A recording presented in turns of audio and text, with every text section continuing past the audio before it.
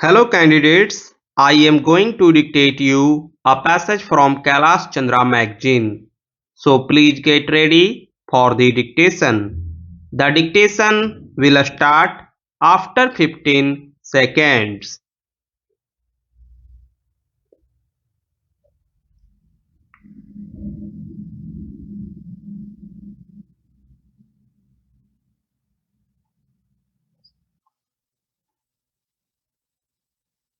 Then, sir, I would come to the question of food grains, which is very important. Now, sir, these food grains imports went on, and as you know, 1 million tons of food grains cost us roughly about rupees 50 crores. In the second 5-year plan period, even we envisage 6 million tons of food grains being imported, and you can easily understand how much money it would cost. Every year we are losing so much foreign exchange because the food production does not measure up to the needs of our country. Today, sir, one should have thought that the government should make much more vigorous efforts to increase the food production, and for this purpose it is absolutely essential to go into the question of land reforms. Unless and until land is distributed among the peasants, especially among the poorer sections of agricultural laborers and peasants, you can never turn the corner. We have seen how in China, in a matter of few years, they have been able to solve the food problem, and there is no difficulty with regard to foreign exchange there. We should have been a self-sufficient country by 1951 according to the Prime Minister. But we are in the darkness, and there is no knowing as to when India is going to be self-sufficient. One manpower and other resources are so abundant that it is quite possible by a little reorganization of our agricultural and land relations that we can turn the corner. Here again, sir, we are losing. Therefore, sir, the foreign exchange position has to be viewed from the angle of our entire economy. The crisis today has come about in that way. Then again, sir, our balance of payments position has been deteriorating year after year. It is no use trying to tell that it is not so. It is no use trying to point to a particular year when our balance of payments position had slightly improved. Everyone knows what is our balance of payments position. Therefore, sir, I think that in all spheres the government's policies stand condemned and indicted by the people.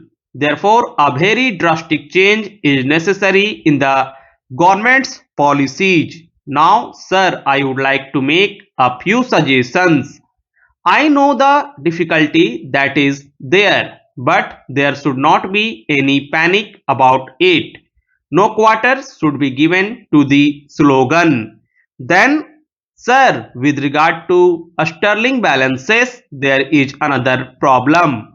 I need not give any figures, but I only submit to the House that I do not think that it is essential to tie the Indian rupee to the sterling, nor do we require any currency reserve of that kind.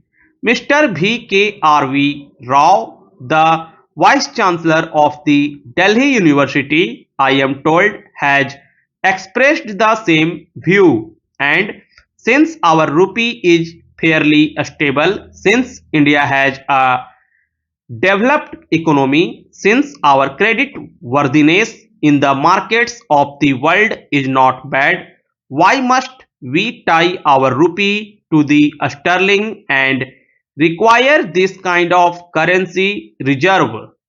I do not see any need at all for maintaining a sterling reserve. Many countries do not need such reserves and do not keep such reserves. Even today, why must we do that?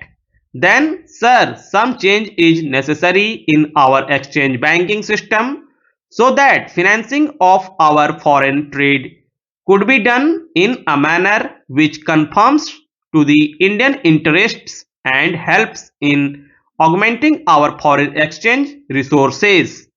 In that connection, sir, I would particularly stress the need for breaking monopolies in the matter of foreign trade to which I had earlier referred.